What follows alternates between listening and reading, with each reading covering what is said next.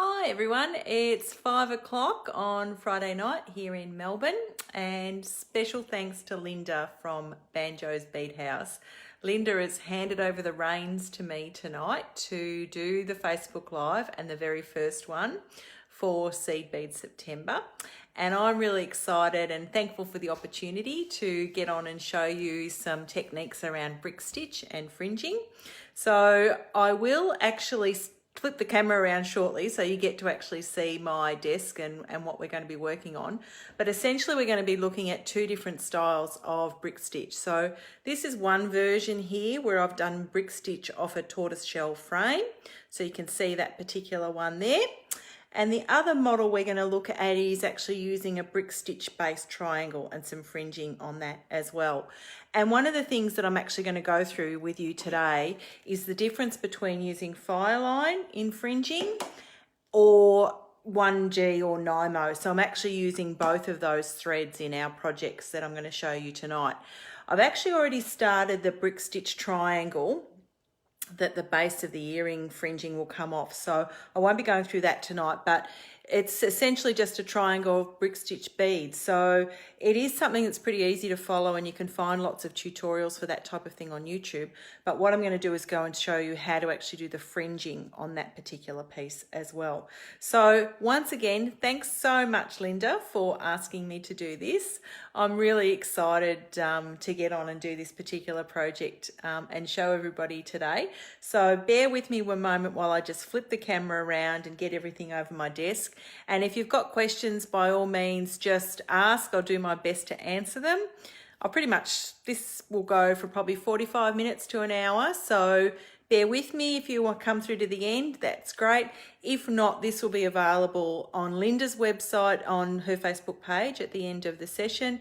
And it'll also be available on my page as well. And I operate on a string, which is a beading tutorial, workshop and jewellery site. So let's get started on our brick stitch earrings. So hang one second, you're going to see the roof while I actually do this, but I will flip the camera and then we'll have a look at it. Hang one sec.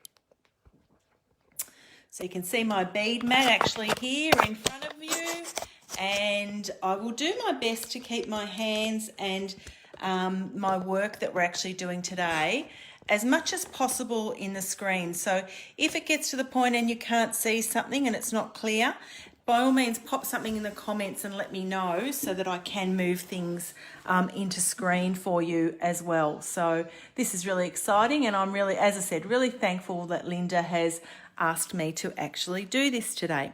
So when you start with brick stitch, you can see here I've done this little brick stitch triangle and I've made it 11 beads across. I started with the base row here, and then I actually built the different rows of brick stitch and just finished off the loop at the top, which is where our earring hook will go to later. And what I've actually got when I look at the finished piece here is this one I've actually done in fireline, and fireline is a little bit stiffer in terms of the flow for that fringe, but I like fireline for doing the brick stitch, and for some people, you know, using something like 1G or NIMO, it does get a little bit knotty. But what you want to do is you really don't want to go too tight. So my tension can be tight at times, but what I've tried to do is keep this really loose so that it still has that sort of dangle and flow with it as well. So on my piece that I've got here, I'm coming out of one of these end beads on the base of my brick stitch triangle.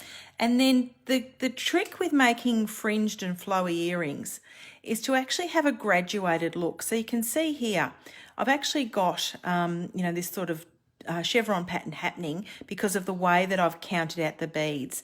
And you need to have an odd number to make sure that you get a long point bead as well. So going through this, I've started with 3 black beads, then gone to 5, 7, 9, 11, 13, and then back up the other way. But I've kept the bottom beads here on the bottom of the fringe at a similar count in this chevron, and then I've done exactly the same count on the bottom so that they actually have that graduated dangle look on them as well. So starting on my outside edge, I've got to pick up 3 black beads, and I'm just using a black size 11 Moki bead. Then I've got 3 of the bronze, possibly one of my all-time favourite colours. It's the 457L, the light bronze. I've then popped a little tiny 2mm crystal in the centre of that, another 3 of the 457L, then I've got 3 more of the black on the end of that. And to make sure that that little dangle that I'm going to put at the bottom has something to hold at either side, you can see there I've got a little pearl at the bottom, and then I've got 3 of the size 15 black beads on that as well, either side of our dangle.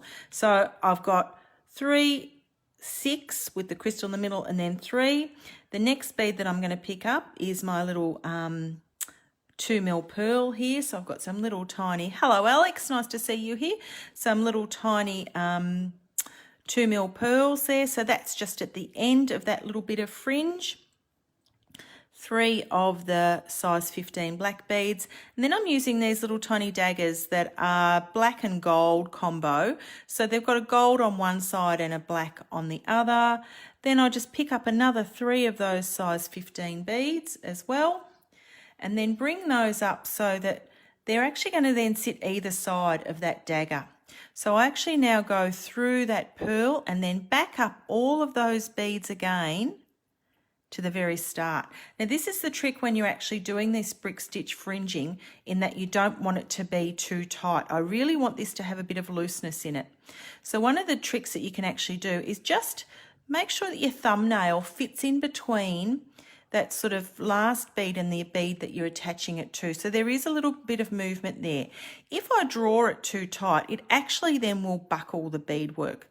So I come now through the one which is my foundation bead on the brick stitch triangle, and then go directly across into the next bead. And remember, because I'm doing a graduated bead count here to get that flow, you can see that's quite loose and flowy. It's actually not tight and stiff at all, which is often part of working with file line, but because I've got that little thumbnail division in there, it hasn't actually gone too stiff. So the next time I'm picking up 5 of the black beads, 3 of the fire polish, sorry, not fire polish, of the bronze, my little crystal, another 3 of the bronze, and then 5 again of the black size 11s. Once again, I'm going to pop my little 2mm pearl on the end of that. Bring all of those down to the bottom of my work there, so it's at the end of the thread. Pick up 3 size 15 beads, another little dangle on the end here, another 3 size 15 beads, and then go back through that 2mm pearl and all the way through that beadwork again.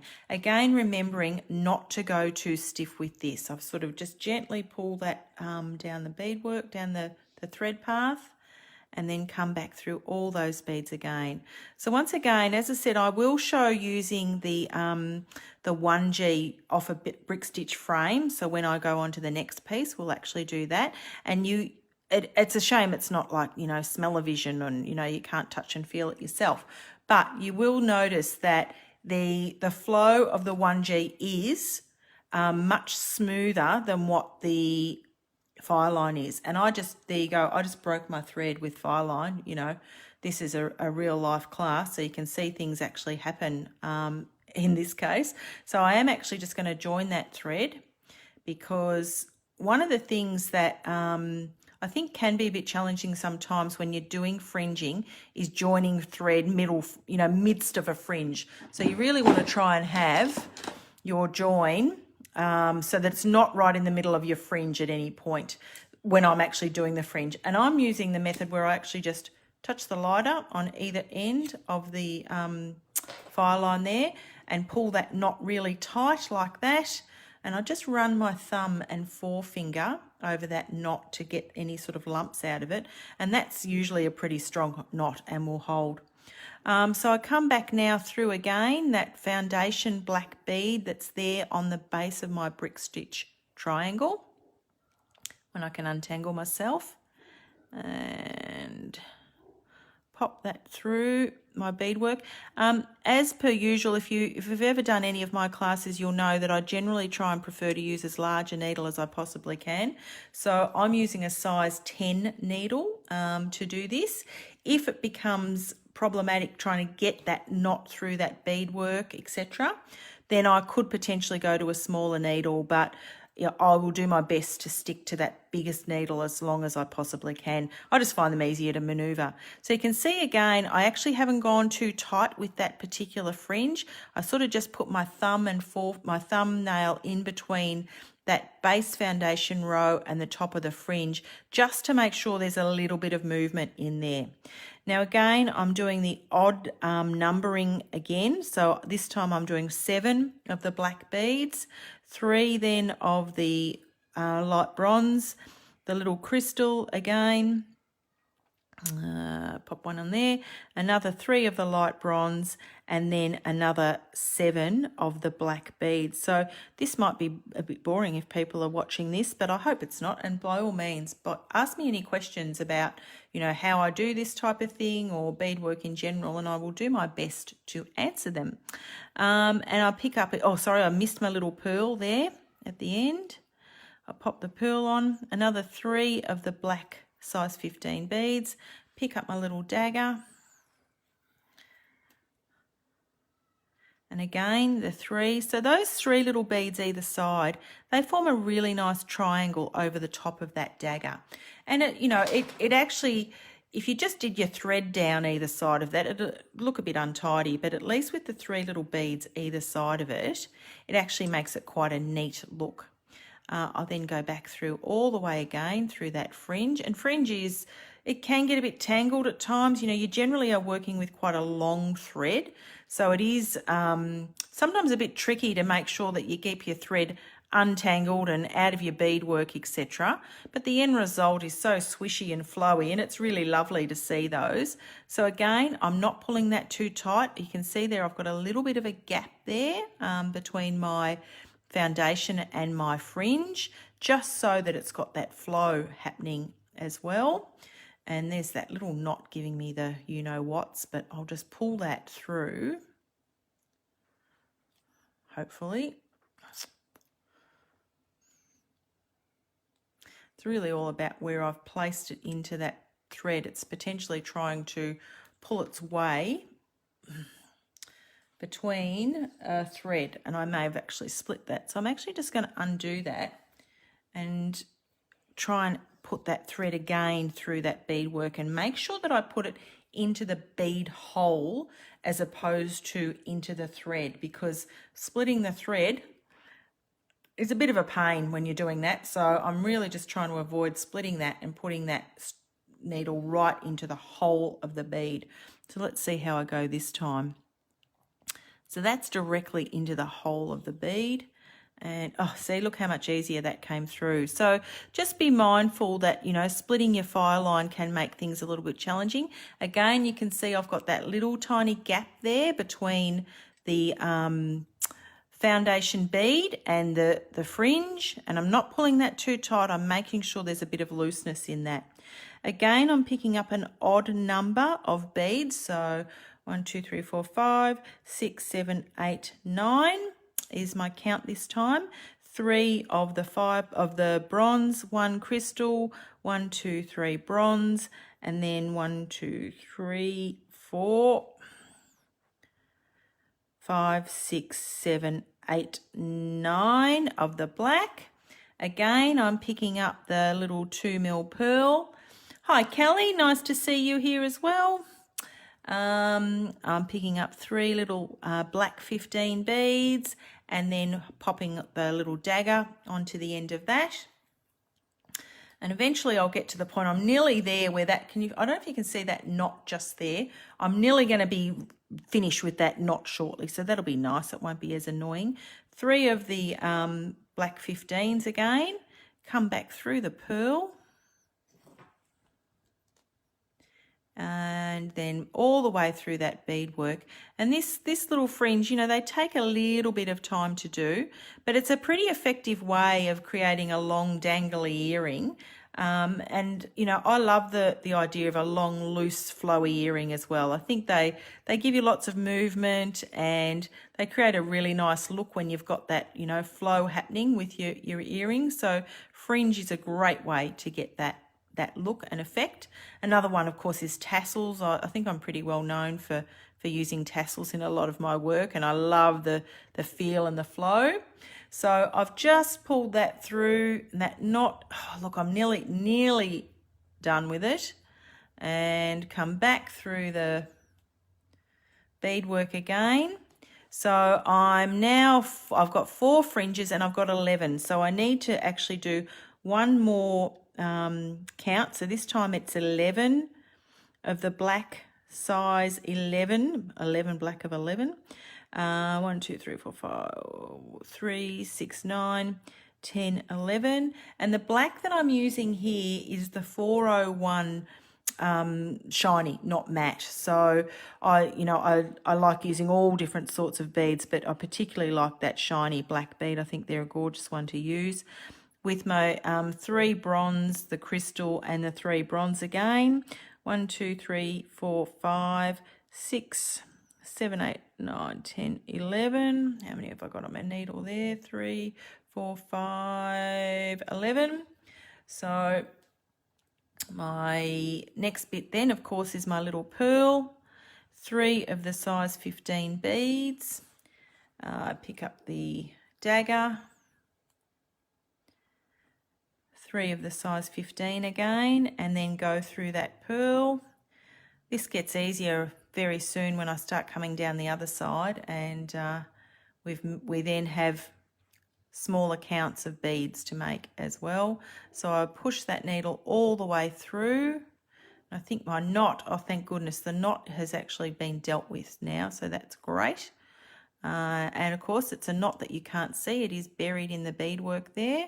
Once again, be mindful not to split the thread as I pull the thread not too tightly on that fringe, just gently. I'm not yanking that at all. So you can see there, you know, they've actually got quite a bit of movement and flow in them. It is certainly a different feel to what the fringe on a 1G or a Nymo piece looks like, and we will see that shortly. And the second earring that I'm going to show you tonight is actually using a brick stitch start, but on a frame. So I'm actually used a little tortoiseshell frame for the second pair, 13, and I'll just start with a little tiny row of brick stitch at the very start of that, and then go on and do the fringe off that. So that's another look again that you can do with these types of earrings. And they're ones that, you know, I think are really quite fashionable as well. You know, people love particularly this tortoiseshell, you know, bronze leopard sort of colours. I mean, if you haven't seen leopard around anywhere in fashion at the moment, you must be well and truly in isolation and locked down, because leopard is absolutely everywhere. And I tell you what, I must be some sort of cliche, because my Facebook feed is absolutely full of leopard print clothing. Every time I turn around, there's, you know, a leopard shirt or leopard skirt or pants or something. And I must admit, I haven't indulged in a few, you know, little new bits and pieces, but leopard is definitely in fashion. And I think the colours that I've picked in these earrings here will certainly go well in a, you know, sort of a leopard type look. So again, I've got the 3 little beads either side. I'm not pulling that too tightly when I draw that through. Come all the way through my fringe there as well. And so this is the center fringe. So this is the longest sort of dangle that we'll have on these earrings. And I think when these are finished, they're probably about 8 or 9 centimeters long, which is a good length. It's a length that still creates a bit of drama and glamour, you know, as in a longish sort of earring, but it's not touching the shoulders, and it's not too long for people who have got short necks. So that's often the feedback that I get from people about dangly earrings, is that, you know, oh, I've got a short neck, I can't wear a long earring. Well, the beauty of being able to create your own earrings is the fact that you can make them any length you want. And, you know, particularly with some of my tassel earrings as well, you know, I have been known to get the scissors out and give those tassels a bit of a haircut too. So, you know, don't be frightened that, if an earring design in its first instance looks too long, either for yourself or for a customer, because the beauty of being able to bead and create your own is you can make things that are customed to your size and length, and that they're also something that your customers can actually, you know, really get the unique product that they want as well. So again, I've done 9 and 9 this time. I'll pick up my little pearl, 3 of the 5 size 15 beads, pop on the little dagger, another 3 of the size 15 beads again, and go back through the pearl. There it is, and pop that needle all the way through. Once again, I'm not pulling too tightly. You know, you can, and if you do pull too tightly, you'll soon know, because your fringe will be stiff. It'll look like little trees, you know, little branches on a tree, not like a weeping willow where it, you know, was sort of flowing. It will just be this sort of little stiff tree looking thing. You must be careful when you're pulling that too, that you don't capture any of those other previous fringes. That can be done quite easily, but you're just mindful that you've got that other fringe and keep that out of the way. So come back through my beadwork again. So as I said, this time I'm on the countdown, so I'm 7 beads this time, so 6, 7. So it has started to build relatively quickly. My 3 bronze, the little crystal, the 3 bronze again. So those 6 or 7 beads in the center are forming that really nice chevron pattern. Chevron's a pattern I'm a bit obsessed about. I do like it. So it is nice to form that in the middle of these particular earrings. My little pearl again too. 3 size 15 beads. A little dagger bead, and then another 3 size 15 beads again. So almost there. What I've put on these is just a little rose gold earring hook. You could put a stud finding on the top of that, you know, if you had a little loop and ring or something like that. So these sorts of earrings, as I said, are really sort of adaptable. You know, as an earring maker, I get to choose what those earrings are going to be, and that's a really nice way to you know, make things for people as they like them. Now there you go. I think I've made a mistake there. Can you see what I've done there? I haven't counted. I need 9 on this one, not 7. So I can see straight up, this is the beauty of doing a pattern. So I definitely have miscounted. I've gone from 13, 11 to 7. So I am just going to pull that last fringe out and make sure that I add on the right number. As I said, you can see here when it's a live feed, mistakes happen, and I'm not immune to, you know, miscounting beads at times as well, like everybody. So at least though, I caught it before I got too far along. So I just have to unpull that last fringe back to the black basically, and then add on the right number of beads, which is 9 and not 7, Paula. That's okay. So I'll just rethread my needle. The end of it's a bit lumpy at the minute, but that's okay. I can pull that through. Yep. So I've now got 1, 2, 3, 4, 5, 6, 7. I need 9 black this time. I was getting too excited thinking I was near the end. Another 3 and then 7 black. Oh, sorry, 9. This is where I need to watch what I'm doing. 1, 2, 3,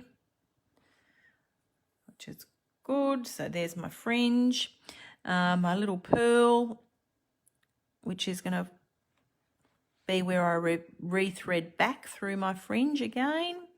The little dagger.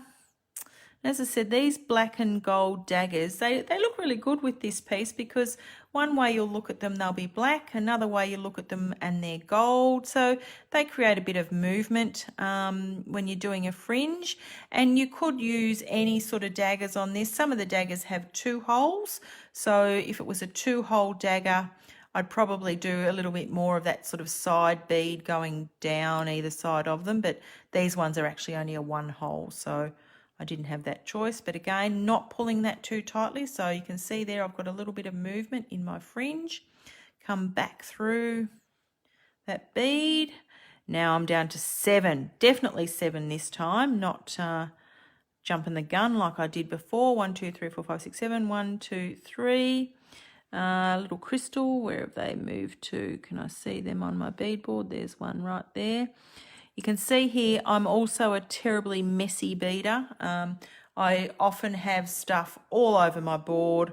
Part of my process is always doing a big cleanup when I finish a project. So for some people, when I watch other people bead and I see they have these tiny little piles and things stay in the piles, and they have letters, and you know, they try and keep them, or they do keep them really neatly, I'm always in awe, because that is absolutely not how I bead. I bead like I cook. I use every tool possible. When I cook, I use every appliance in the kitchen. I have mess from one end of the kitchen to the other, and I'm a bit like that in my beadboard as well. So I like to think that's part of the creative process.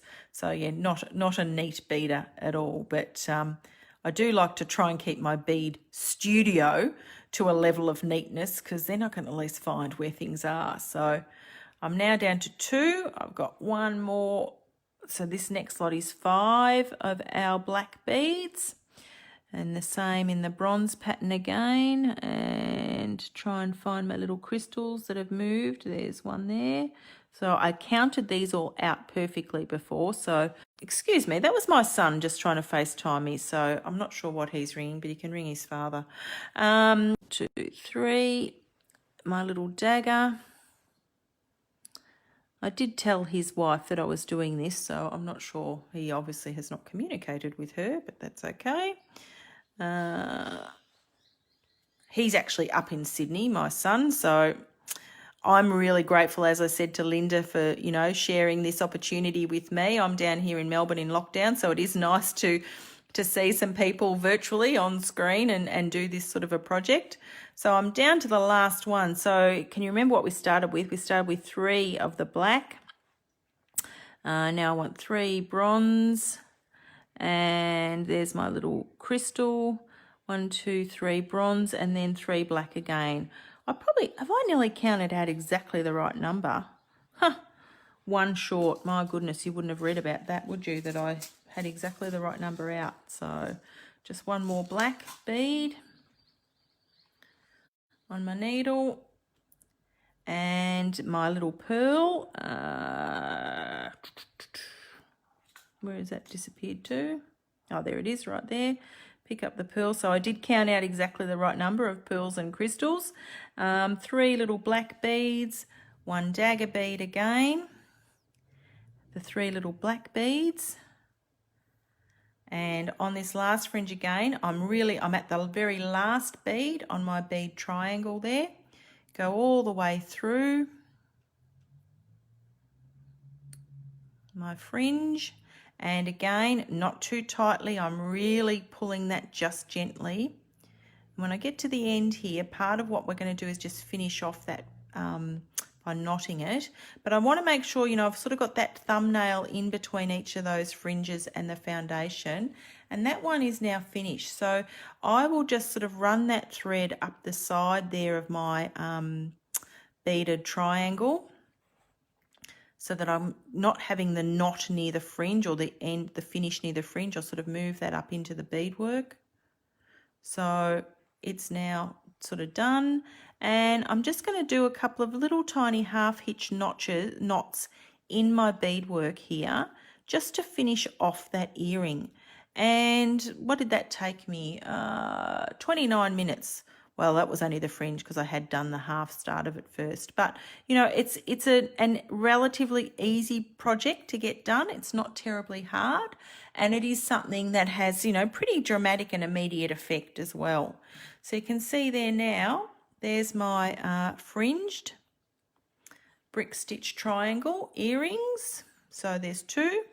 So I just need to now put the hook on that second one, and that pair is done and dusted. So that's one version, as I said, using a brick stitch triangle at the top. And if you were here, you'd be able to feel that, but those beads move really lovely. I'm just sort of rolling my thumb across those.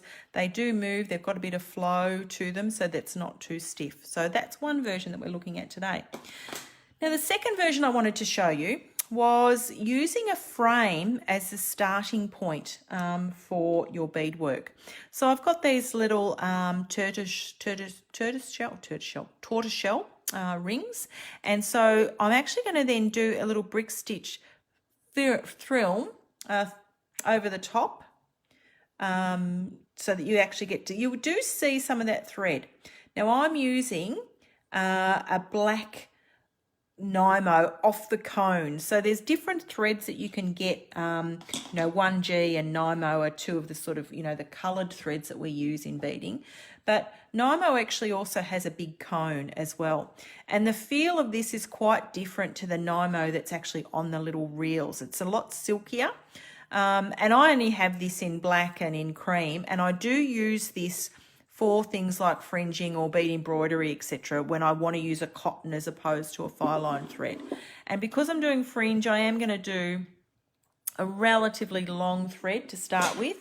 I can use scissors on that. I don't need to worry about using fire line or, burning knots and ends and things like that. It is a bit easier to use in that regard, but it is... it can get a little bit knotty and thready as well. So just be mindful when you're using it. You do have to stretch, so you can't see that because my arms aren't in the camera, but I'm actually stretching that thread now, like bouncing that, so that I'm pulling out any of those sort of natural curls and things that have come as a result of it being on the cone. So if you can ever find this, and Linda may or may not have this in stock, I'm not sure, but if you can get some of this Nymo on the cone, it really is beautiful to use and very different to the Nymo that we know on those little tiny tubes that have the cardboard center and stuff in them. So this pair I've actually done a little bit of a different pattern and colorway, and I've popped in my favorite color, a little bit of rose gold in there as well. So these have got 3 colors in them, and what I've put on the end is a little tiny Rizzo bead as well. So it's a similar sort of approach in terms of a count of that bead fringe, but I've just done a bit of a variation in the patterns in that as well. But the trick with this one is the start here with this brick stitched little foundation on the top, or it turns out to be the base of the ring. So what I'm starting with is my ring here. Okay, so I'll just pull my needle through the ring so that the thread is going from the inside to the out. Leave a reasonable sort of tail. One of the things about tails is I like to either knot them and cut them off and remove it at some point, but right now I just want to make sure I've got enough tail there to hang on to. What I start with to start the brick stitch is 2 size 11 beads, and I pull them down onto the outside edge of that particular ring. I pull my needle through the ring again, and then I just want to come back through one of those beads. So I've got that there now. Oh, excuse me, I'm just going to start that again because I should have knotted my thread in the first place. So knot my thread on, that would be easier, and then it's not going to move anywhere. So to knot it, I'm actually just going to go around and around a couple of times and do, a couple of double knots with that tail, and make sure that I've still, as I said earlier, the tail is still important to hang on to, but I'm now that'll be a bit more secure, Paula. I should have done that in the first place. So I've just knotted my thread onto my ring. So now that it's tight, I am picking up 2 size 11 beads, and I pull them down onto the frame. I come back through that ring now, and I'm going to come up through that second bead there. So that now second bead is sitting on the outside of that frame. So that I don't have that sort of dicky end sitting up at the end, I'm actually just going to go back through again the first bead, come back through the ring, and you can see there naturally that thread just popped on top of the initial first thread that was there as well. What I want to try and get is those 2 beads sitting flat against that ring, and they will eventually. So I'll come back through that first one again, go back through the ring, and I only have to do this at the very start. Once we do a little bit more, we won't need to do this at the start. that I've gone double. So you can see there I've got double the thread there through those 2 beads on that ring. But now I'm ready to go. So to do this, I pick up a size 11 bead, I push my needle through the ring, and I keep the bead on the outside of the ring. So it actually sits on the outside there. And as I pull that thread tight, the bead just flips onto the outside of the ring, and then I pull that thread through the bead again. So now you can see I've got 3, and I'm actually pulling that really tightly across. So again, I'm holding that really firmly in my thumb and forefinger. I've got the thread going through my fingers there. I push the needle all the way through the ring, keeping the bead on the outside of the ring when it behaves, and then pop the needle back through the ring there again. Oh, hello, Malia. Nice to see you here too.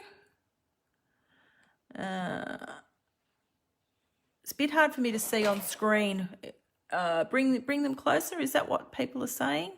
I'll do my best. I probably need to buy myself one of those fancy camera things that Linda's got. So that's probably next on the cards. So I've now got 5 beads on there. And the way I've actually done these earrings here, they've got 7 fringes on them, but I've actually got 9 starting beads on that little brick stitch fringe. So I'm going to add 9 onto this. So again, I'm holding that tightly. I push my needle through the large ring. I want to keep that bead on the outside of the ring, and then come back through. Again, push them over, and you can just see the threads there that are on the ring. They're not too noticeable. I mean, it is a blackish coloured ring and a black thread, so I have done it like that deliberately. But, you know, if you're using a coloured metal ring, you could use a coloured Nymo thread to match that. Or if you're using a metallic ring, you could use that crystal fire line. Actually works really well on a metallic ring too. Again, though, you don't have the same sort of flow that you have with the Nymo as you do with Fireline with fringe, but you know it still can work. What size? Kelly is asking me what size is the ring. The ring's about probably 1.5 centimeters, I think. I could measure it, but I think it's about 1.5 centimeters. So 2, 4, 6, 8. So 1 more, and that's my little brick stitch foundation. And the reason I've just done it this way and just done 9, again, having an odd number is really good to have your dangly fringe going off an odd number. But any more either side of that ring would actually make my fringe start to fan out like that. Whereas this number here keeps it really sort of flat or straight and central. So what I've actually popped there either side of on this 9 fringe is one little size 15 bead here, just on that last fringe, just to finish that off. So I'm just going to pop on there a little size 15 rose gold bead back through that last bead. So I'm essentially doing it as a little sort of stop, start, or picot bead, whatever you want to call it. And I'm actually going to go then back through my ring again, back through the black bead, but not the rose gold bead. I'm going to come back through the next black bead, go back through the ring, and then back through the black bead there. And now I'm in the right spot to start my fringe. So you can see here I've got my little foundation ring there with the thread on it, and now I want to just start doing some of the fringing like I've got here. So again, I've done the combination of the black beads, so I think I pick up 4 black size 11s. Then I've got my all-time ultimate favourite colour, the rose gold size 11s, and I love these ones. These are called a Mayuki, I don't know if I'm showing that on camera there, 1072L galvanized light beige. These are my favorites. I use them all the time. So I pick up the rose gold bead and then just one black bead. And then I've got a similar sort of pattern. I've got 6 of the bronze beads in place. So 1, 2, 3, 4, 5, 6 bronze. Then I pick up a different combination of the black beads. So this time I've got 1, 2, 3 black, 1 rose gold, 1 black, 1 rose gold, 1 black. Then I pick up the 6 bronze again, 1, 2, 3, 4, 5, 6. And then my next combination is 2 black, 1 rose gold, black, rose gold, black, rose gold, black. Again, I'm going to use the little black beads at the end of that fringe to sit either side of the Rizzo. And I had some little Rizzo beads. I think this was a coloured pack of, and it sort of had some purples and greens in it. But I just picked out all of the gold ones to use on this. And so again, I'm going to thread my needle all the way through the fringe. So I skip over the first, the 3 beads either side of the Rizzo and go all the way through my fringe there. And keep going all the way back through to the top of my little frame. So remember, I've got that first bead that is where I'm joining the frame. And I'm just going to go through the black bead there at the top. Again, not pulling too tightly, just sort of jamming my thumbnail in between those edges so there's a little bit of gap and movement, and then come across and go back down through the next bead that is on that foundation. So because I want to have a graduated look of fringe and I want to still keep that sort of 2 count number, the next time I pick up 6 black beads. 1, 2, 3, 4, 5, 6, a rose gold and a black. So the rest of the pattern then is the same, but I start to get that division, that, you know, sort of diamond shape happening here because of the count of the black beads at the top. So again, 1, 2, 3, 4, 5, 6 of the bronze. And then 1, 2, 3 black, rose gold, black, rose gold, black. And then 1, 2, 3, 4, 5, 6. Oh, hello, Leah. Nice to see you here too. And then I'll go back to the black again. So 1, 2 of the black, rose gold, black, rose gold, black, rose gold, black. Though I could be just speaking my favourite language, saying that all the time. And then 1, 2, 3 of the little tiny ones. 1 Rizzo, and then 1, 2, 3 again of the size 15s, and then go skip over those last 6 little size 15s just added and pull that all the way through.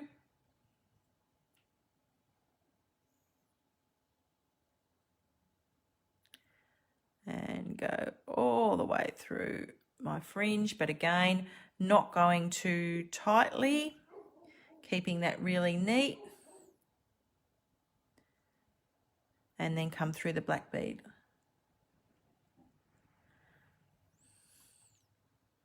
So again, just gently pulling that thread, not yanking it. I don't want it tight. I really want that fringe to be floppy.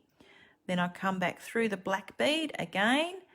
And this time, because I'm still going in this graduating pattern down, I'm going to pick up 8 beads to start with. So I've counted down by 2 each time, 1 rose gold, 1 black, 6 bronze, 1, 2, 3, 4, 5, 6, then 3 rose gold, 3 black, rose gold, black, rose gold, black. 6 bronze, 1. You can see how I get in a mess easily, can't you, when I bead? And 1, 2, 3, 2 black. Don't get too carried away, Paula. 1 rose gold, black, rose gold, black, rose gold, black. 3 of my little tiny ones, 1 of my little rizzos, another 1, 2, 3 black. Okay, now I'm going to thread all the way through again. Not too tightly, Paula, just pull it gently. Keep going.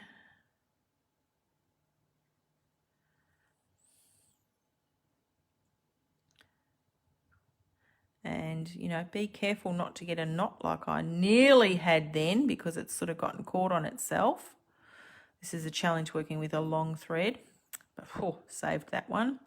And go all the way through, back through the black bead there on the little foundation frame that we made. Pull that gently. There you go. I've now got 3 of those lovely little fringes there as well. And something's wrong there. I can see there's a count wrong. 1, 2, 1, 2, 3, 4, 5, 6, 5. I've only got 5 bronze. Look at that. So this is the beauty. You can actually see straight up when you're doing these types of patterns when there's a mistake. So straight away I can see I've only got 5 bronze in that last section there. So I am just going to pull that last one out because that will annoy me, and redo that last fringe. I haven't done too bad, but you know, you've got to get these counts right. And that's where they're really obvious when you're doing a graduated pattern like this, when you've got the count wrong. So I suppose that's a blessing, really. You know, you can see straight away when there's been a mistake. And I know that, you know, most people wouldn't even pick up on that. But I think symmetry with this sort of design is really critical, and making sure that it's, you know, perfectly even on each side is part of how we want these earrings to look. So I'm glad I have picked that up before I got any further. So I really need 1, 2, 3, 4, 5, 6 bronze. Now I go 1, 2, 3, black, rose gold, black, rose gold, black, 6 bronze again. 1, 2, 3, 4, 5, 6. Yes, correct. And then I do my 2 black rose gold pattern. Okay. Alex, do you ever make, sorry, I can't read the comments, so let me try and see that on, oh, there we go. I might be able to pull it on the iPad and see that. Oh my God, I can hear myself talking. That's terrible. I don't want that. 1, 2, 3, but I'll do my best to see the comments. Have I ever